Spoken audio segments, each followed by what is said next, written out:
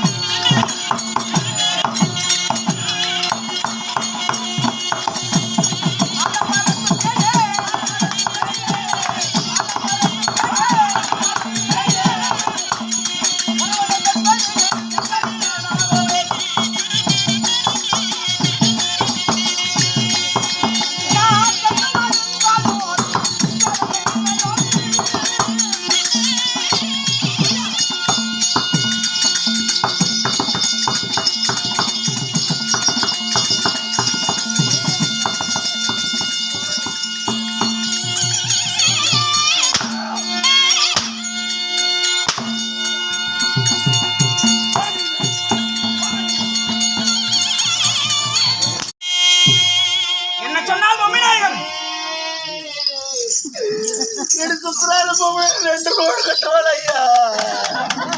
கத்து முடிச்சுக்க கட்டுவாள் அதை யாரு எதிர்ப்பு ஐயா.